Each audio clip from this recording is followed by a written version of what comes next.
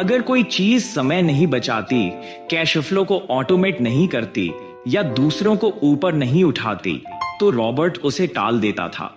अनुशासन उसके लिए कोई बलिदान नहीं था, वह एक रणनीति थी।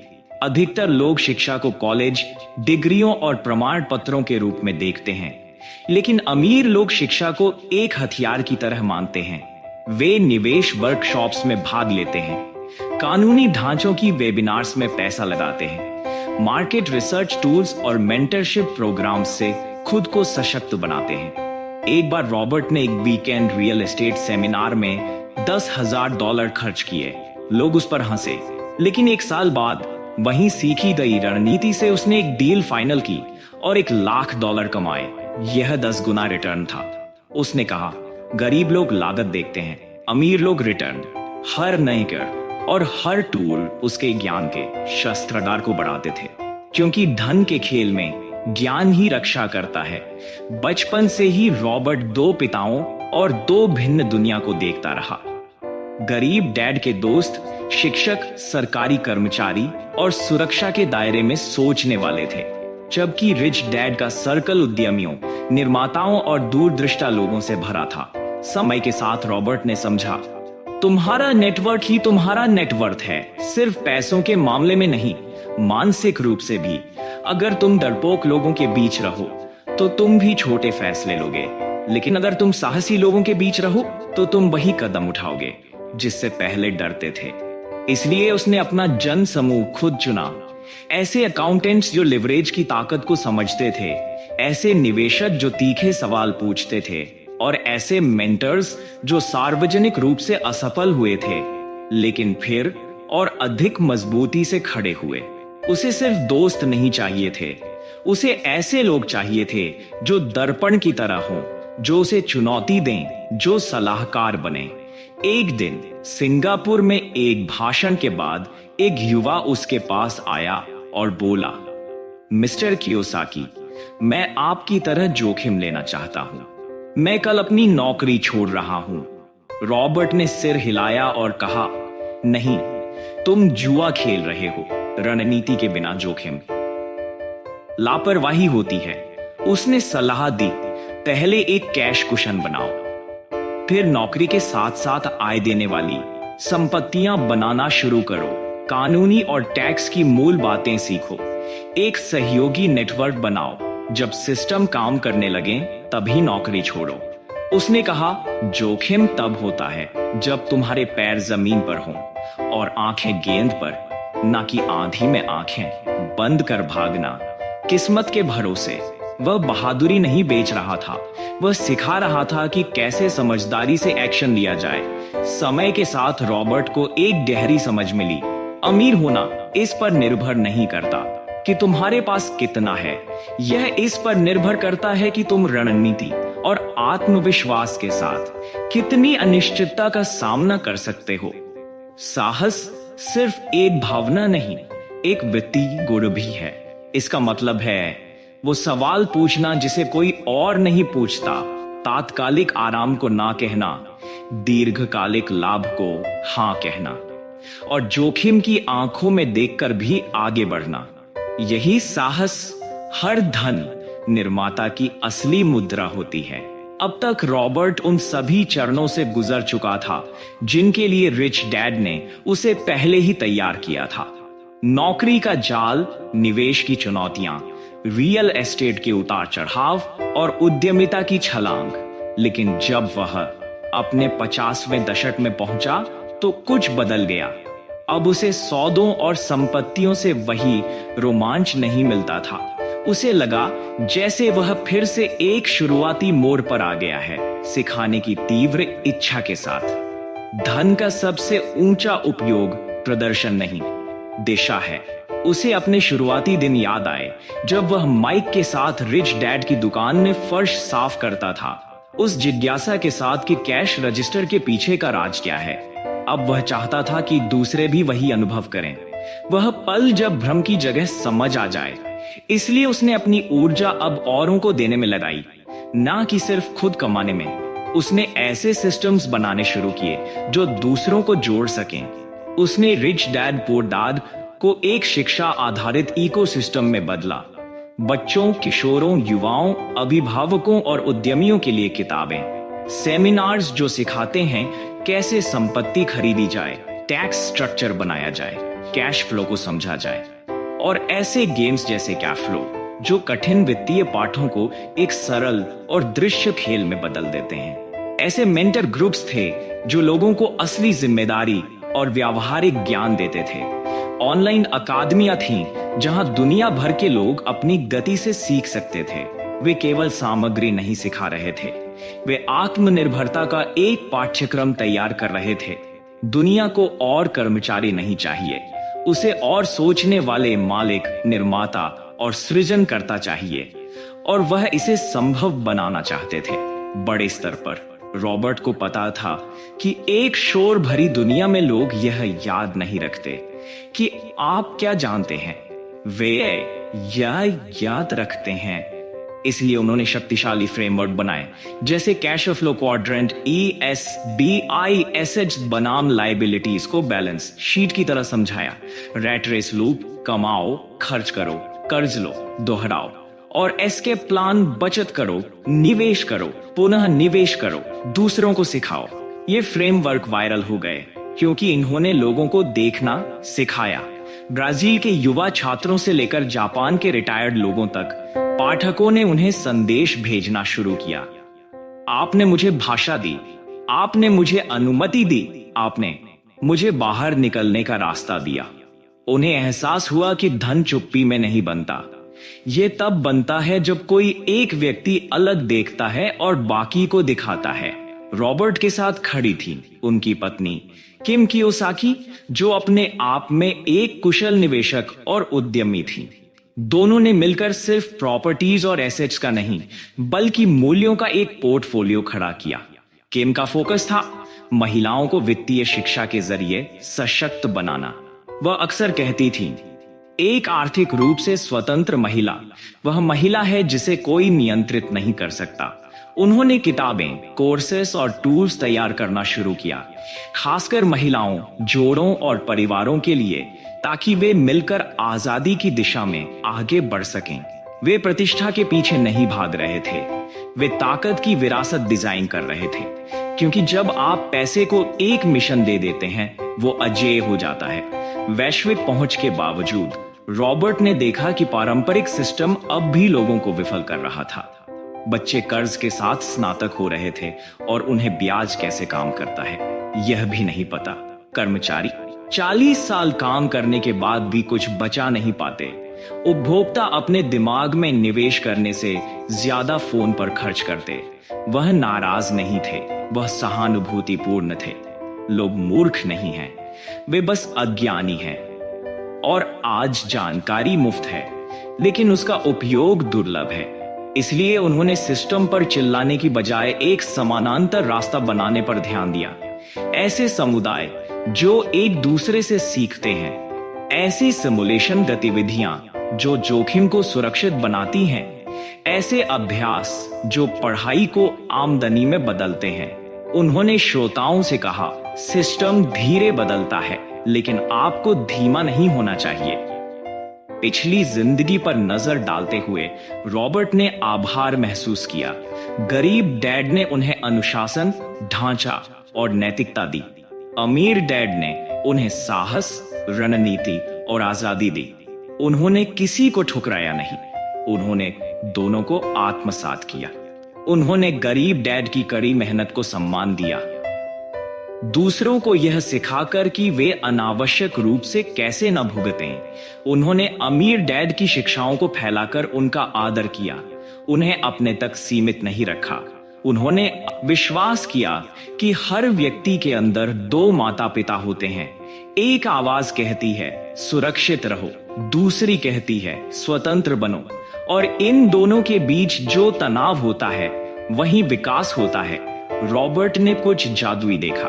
जब लोग रैट रेस से बाहर निकलना सीखते हैं, वे सिर्फ पैसे नहीं बचाते या संपत्तियां नहीं खरीदते, वे शिक्षक बन जाते हैं। एक पिता जो अपने बच्चों को बचत सिखाता है, एक मां जो दूसरी महिलाओं को कैश फ्लो समझाती है, एक किशोर जो यूट्यूब चैनल बनाता है और रियल एस्टेट समझाता है। यह लहर सिर्फ आर्थिक लाभ की नहीं थी, यह गरिमा, आत्मविश्वास और दृष्टि की थी। रॉबर्ट इसे कहते थे मल्टीप्लिकेशन इफेक्ट। जब एक मुक्त मस्तिष्क दूसरों को भी मुक्त करता है। पैसे के बारे में सिखाने के लिए अमीर होना जरूरी नहीं है, मुक्त होना जरूरी है और उसे बांटने के लिए तैयार होना। यही वह तरीका है जिससे आंदोलन शुरू होते हैं। एक लंबे सेमिनार टूर के अंत में रॉबर्ट से एक चौंकाने वाला सवाल पूछा गया, क्या पैसे की ये सारी बातें भौतिकवादी नहीं हैं? वह रुके, फिर बोले, पैसा ना आध्यात्मिक है ना बुरा, ये एक दर्पण है। ये दिखाता है कि आप कौन हैं जब आपके पास होता है और आप कौन हैं जब नहीं होता। उन्होंने समझाया कि पैसा उजागर करता है आपका धैर्य, आपके डर, आपकी दृष्टि, आपका नियंत्रण और ताकत के साथ आपका संबंध। यदि आप पैसे को अचेतन रूप से उपयोग करते हैं तो पैसा अराजकता को बढ़ा देता है। अगर जानबूझकर इस्तेमाल किया जाए तो पैसा एक ऐसा उपकरण बन जाता है जो उपचार, सृजन और परिवर्तन के लिए काम आता है। और वास्तव में वित्तीय स्वतंत्रता का यही अर्थ था, पैसे के ढेर नहीं बल्कि एक ऐसा जीवन जिसे आप अपनी मर्जी से जी सकें। रॉबर्ट की सबसे बड़ी खोज रियल एस्टेट, टैक्स या पैसिव इनकम के बारे में नहीं थी। वह यह थी कि जब आप अपनी वित्तीय स्थिति को नियंत्रित करते हैं तो आप सेवा की शक्ति को खोलते हैं। धन अंतिम लक्ष्य नहीं है, यह सेवा की शुरुआत है। हर वह व्यक्ति जो रैट रेस से बाहर निकलता है, जो दिखावे की बजाय संपत्ति को महत्व देता है, जो अपने बच्चों को सोचने की शिक्षा देता है, वह एक शांत क्रांति का हिस्सा बन जाता है। और वह क्रांति आपसे शुरू होती है। आपको प्रतिभाशाली होने की जरूरत नहीं, आपको अमीर पैदा होने की जरूरत नहीं, आपको सिर्फ शुरुआत करनी है और उसे साझा करना है।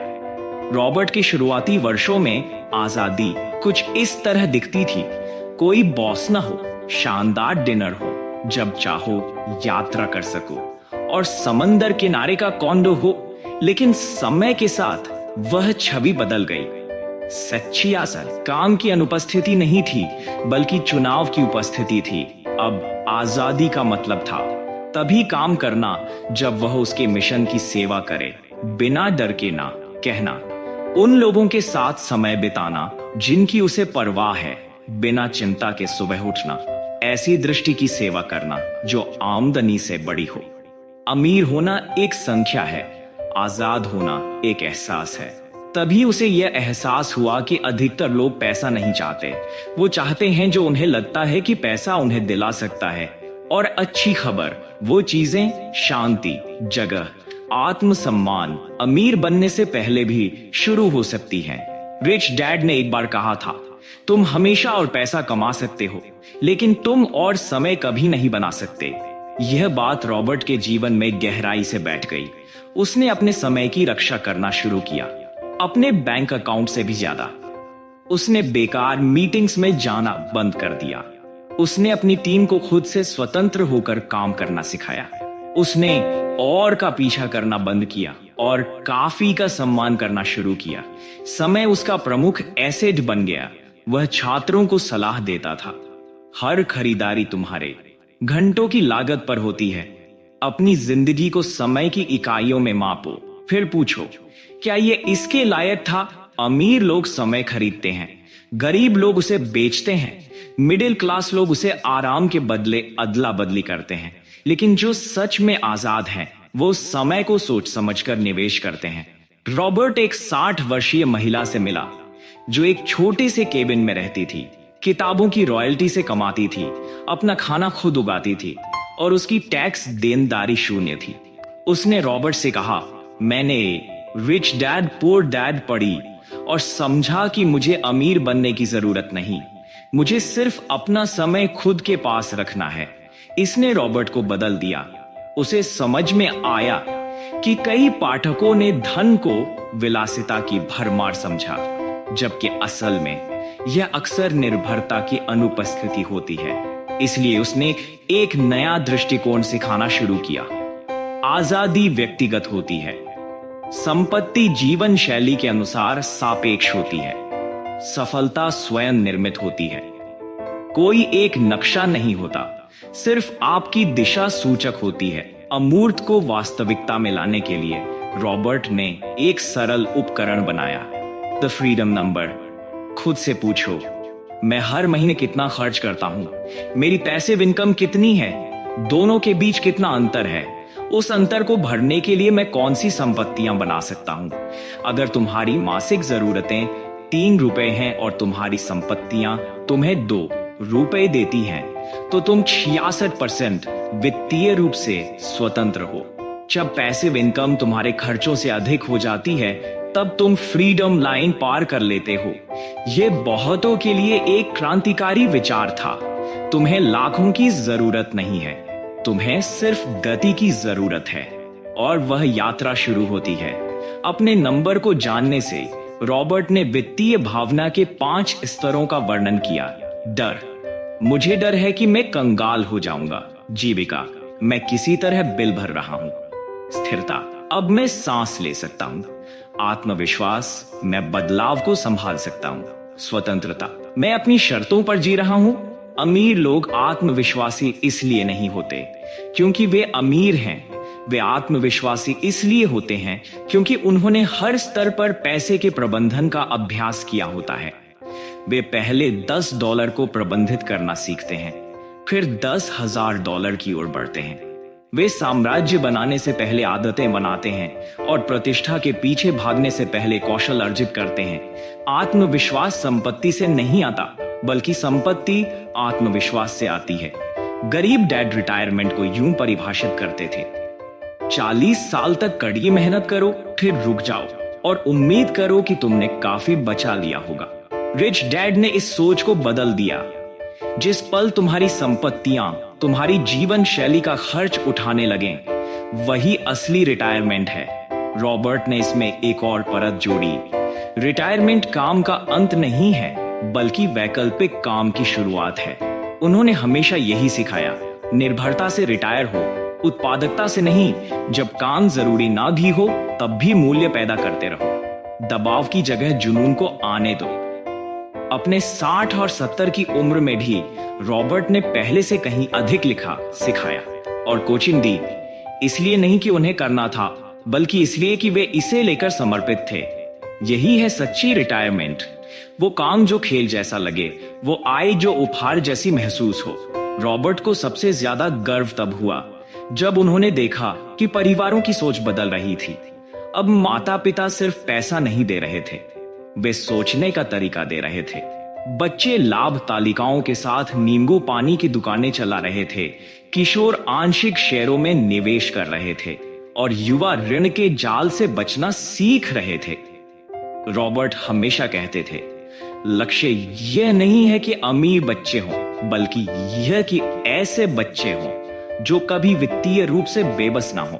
उन्होंने बच्चों के लिए ऐसे सरल उपकरण बनाए जो सीख को खेल की तरह बना दे। साप्ताहिक फैमिली कैश फ्लो गेम्स, बच्चों के लिए रिच डैड पुअर डैड के सरल संस्करण और अभ्यास जैसे ऐसी कौन सी चीज मैं एक बार खरीद सकता हूं जो मुझे हमेशा भुगतान करती रहे, क्योंकि वे मानते थे जितनी जल्दी आप सीखते हैं उड़ान उतनी ही आसान होती है। अपने जीवन के अंतिम अध्यायों में रॉबर्ट रिच डैड के पहले ब्लैक बोर्ड पर लिखे उस पाठ की और लौटे, एसेट्स बनाम लायबिलिटीज, सभी किताबें, सभी निवेश, सभी भाषण, सब कुछ उसी एक चार्ट पर आकर टिकता है। आपके जीवन की हर चीज या तो आपकी जेब में पैसा डाल रही है या निकाल रही है। आपके दोस्त, आपकी आदतें, आपके विश्वास, आपके उपकरण, आपके लक्ष्य, सब कुछ। अब वह ये नहीं पूछते कि क्या यह अच्छा सौदा है, अब वह सिर्फ ये पूछते हैं क्या यह मेरी जीवन पोर्टफोलियो में एक एसेट है, और अगर उत्तर नहीं है तो वे उसे जाने देते हैं। रॉबर्ट अपने कई सेमिनार एक ही सवाल पर खत्म करते हैं, क्या आप अपनी जिंदगी को डिजाइन कर रहे हैं या बस उसमें बह रहे हैं? बह जाना आसान है, डिजाइन करना कठिन है। वह स्पष्टता, साहस और प्रतिबद्धता मांगता है। रॉबर्ट हर व्यक्ति को प्रेरित करते हैं, अपनी फ्रीडम नंबर लिखो, अपना एसेट प्लान बनाओ, हर हफ्ते सीखने का समय तय करो, पैसे पर खुलकर बात करो और जो जानते हो वह दूसरों को सिखाओ, क्योंकि डिजाइन ही सबसे बड़ी संपत्ति है। अमीरी अस्थाई है, लेकिन डिजाइन की गई आजादी हमेशा के लिए है। अपने जीवन की यात्रा के अंतिम पन्नों में रॉबर्ट एक निवेशक या लेखक नहीं, बल्कि एक संदेशवाहक बनकर पीछे मुड़े। उन्होंने दशकों तक हर महाद्वीप पर लोगों को सिखाया और हर बार एक ही पाठ दोहराया। तुम्हें वित्तीय आजादी की अनुमति किसी से नहीं चाहिए, तुम्हें बस दिशा चाहिए। दुनिया बदल रही है, नौकरियां अब सुरक्षित नहीं रही, डिग्रियां अब कोई गारंटी नहीं, तकनीक हर उद्योग को बदल रही है और इस बदलाव के तूफान में जरूरत है नए नेताओं की। ऐसे लोग जो खुद वित्तीय रूप से जागरूक हों और दूसरों को दिशा दे सकें। ये क्रांति टीवी पर नहीं दिखाई देगी, ये सिखाई जाएगी, बांटी जाएगी और जी जाएगी, और ये किसी और से नहीं आपसे शुरू होगी। रॉबर्ट कहते हैं, हर इंसान के भीतर दो आवाजें होती हैं, एक पुअर डैड की और एक डैड की, एक पुअर डैड की और एक रिच डैड की। एक कहती है सुरक्षित खेलो, संतुष्ट रहो, जोखिम मत लो। दूसरी कहती है निर्माण करो, सेवा करो, स्वामित्व लो। एक आवाज आराम देती है और दूसरी विकास। उन्होंने पाठकों से अनुरोध किया, इन दोनों को सुनो, पहचानो और फिर एक चुनाव करो। पुअर डैड बुरा नहीं है, वो बस डरा हुआ है, लेकिन रिच डैड तुम्हारा भविष्य है और वह तुम्हें पुकार रहा है। आज जो निर्णय आप लेते हैं वही आने वाली पीढ़ियों की वित्तीय वंश वृक्ष तय करेगा। इस प्रक्रिया को सरल बनाने के लिए रॉबर्ट ने एक 5 मिनट की दिनचर्या सुझाई, जो आपके पैसे से संबंध को नए रूप में गढ़ती है। हर दिन अपनी नेटवर्थ देखें, जुनून से नहीं, जागरूकता से। एक वित्तीय विचार पढ़ें, चाहे किताब से हो, पॉडकास्ट से या लेख से। अपने आप से पूछें, मेरा पैसा कहां सो रहा? उस विचार को किसी को सिखाएं, दोस्त को, जीवन साथी को या अपने बच्चे को। एक छोटा कदम एक असेट की ओर बढ़ाएं। रिसर्च करें, किसी से बात करें, कुछ पढ़ें या कोई प्रस्ताव रखें। यह अभ्यास आपको संपत्ति निर्माण की लय में लाता है और धीरे धीरे आपकी पहचान को बदल देता है। शुरुआत के लिए किसी बड़ी पूंजी की जरूरत नहीं है, आपको सिर्फ रोज की एक छोटी जीत चाहिए। अब रॉबर्ट अपने सेमिनार एक नए दर्शन के साथ खत्म करते हैं, जिसे आप चाहें तो आज से ही जी सकते हैं। वित्तीय उद्देश्य के 5 मार्ग। स्थिरता, मैं चिंता करना बंद करना चाहता हूं। सुरक्षा, मैं अपने जीवन को नियंत्रित करना चाहता हूं। सफलता, मैं बढ़ना और फलना फूलना चाहता हूं। महत्व, मैं सेवा करना और दूसरों को ऊपर उठाना चाहता हूं। सरलता, मैं शांति, स्पष्टता और प्रवाह चाहता हूं। ये मार्ग रेखीय नहीं होते, वे व्यक्तिगत होते हैं, परतदार होते हैं और समय के साथ विकसित होते रहते हैं। उन्होंने पाठकों से पूछा, मैं किस मार्ग पर हूं और क्या यह मेरा अपना है या मुझे विरासत में मिला है? क्योंकि धन केवल बैंक बैलेंस नहीं है, यह आपके मूल्यों, दृष्टिकोण और साधनों के बीच का संतुलन है। रॉबर्ट की सबसे बड़ी आशा यह नहीं थी कि लोग उनकी किताबें पढ़ें, बल्कि यह थी कि वे उन्हें सिखाएं, खाने की मेज पर, कक्षाओं में, यूट्यूब पर, व्हाट्सएप ग्रुप्स में, गांवों, शहरों, कैफे, हॉस्टलों में। उन्होंने एक सरल 3 चरणीय शिक्षण मॉडल प्रस्तुत किया। पहला, अपनी कहानी बताओ, क्योंकि तुम्हारा सच ही पुल है। दूसरा, अवधारणाएं समझाओ, जैसे असेट्स, लायबिलिटीज, कैश फ्लो। तीसरा, कार्य का उदाहरण दो, सिर्फ जानकारी मत दो, बल्कि जो कर रहे हो वो साझा करो। उन्होंने कहा, तुम्हें विशेषज्ञ होने की जरूरत नहीं है, तुम्हें बस किसी और से एक कदम आगे होना है। अपनी अंतिम टिप्पणियों में रॉबर्ट ने कुछ असामान्य लिखा, मैं धन रिटायरमेंट के लिए नहीं बना रहा हूं, मैं यह 100 वर्षों के लिए बना रहा हूं। उन्होंने कल्पना की, एक स्कूल जो पैसिव इनकम से चलता हो, एक ऐसा परिवार जिसे कभी कर्ज से डरना न पड़े, बच्चे जो ब्रांड्स की बजाय असेट्स की बात करें, एक दुनिया जहां वित्तीय साक्षरता अक्षरों जितनी सामान्य हो। वह विरासत के पीछे गर्व के लिए नहीं भाग रहे थे, वो प्रभाव की लहर बना रहे थे। और उन्होंने दूसरों से पूछा, जब तुम नहीं रहोगे तो तुम्हारा पैसा तुम्हारे बारे में क्या कहेगा? क्योंकि जब तुम बुद्धिमानी से निर्माण करते हो तो पैसा कभी मरता नहीं, वह अर्थ को बढ़ाता है पीढ़ियों के लिए। रॉबर्ट अक्सर उस पुरानी किराने की दुकान पर जाया करते जहां वह और माइक फर्श साफ किया करते थे। दीवार की पेंट उखड़ गई थी, काउंटर अब नहीं था, लेकिन यादें अब भी थीं। वे धीरे धीरे वहां से गुजरते, आंखों में कृतज्ञता लिए। यहीं से सब शुरू हुआ, न करोड़ों से, न किसी किताब से, बल्कि एक झाड़ू से और एक सवाल से। वह लड़का जिसने एक बार पूछा था, मैं अमीर कैसे बनूं, अब लाखों लोगों को वही करने में मदद कर चुका था। जवाब देकर नहीं, बल्कि उन्हें देखने में मदद करके। और अब वह जानता था, अगली क्रांति वॉल स्ट्रीट में नहीं थी, वह थी किसी 14 साल के बच्चे में जो रिच डैड पुअर डैड पढ़ रहा है और बड़े सपने देख रहा है। ये किताब, रॉबर्ट ने कहा, उनके बारे में नहीं है, ये आपके बारे में है। आप जो अब बेहतर सवाल पूछते हैं, आप जो डर आधारित सलाह को अस्वीकार करते हैं, आप जो कुछ ऐसा बना रहे हैं जो तब भी कमाएं जब आप सो रहे हों, आप जो दूसरों को वही सिखा रहे हैं जो आप खुद सीख रहे हैं, आप जो अपना समय, अपनी शांति और अपनी शक्ति वापस ले रहे हैं। आपको अमीर परिवार की जरूरत नहीं है, आपको परफेक्ट टाइमिंग की जरूरत नहीं है, आपको ढेर सारे पैसों की भी जरूरत नहीं है। आपको बस ये तय करना है, मालिक की तरह सोचना, रचयिता की तरह कार्य करना, ऐसे जीना जैसे आप पहले से ही आजाद हों। आपका रिच डैड आपके भीतर है और अब आपकी बारी है खुद के लिए और दूसरों के लिए उस आवाज को बन जाने की। आपने अब रिच डैड पुअर डैड की पूरी सारांश यात्रा पूरी कर ली है। आप 2 पिताओं के साथ चले हैं। आपने रैट रेस, नींव और आजादी की ज्वाला को देखा है और अब अगला कदम पढ़ना नहीं है, करना है। तो जाओ, कुछ बनाओ, किसी को मुक्त करो और कभी मत भूलो, सबसे अमीर लोग पैसे के लिए काम नहीं करते, वे ऐसा जीवन बनाते हैं जिसमें पैसा उनके लिए काम करता है।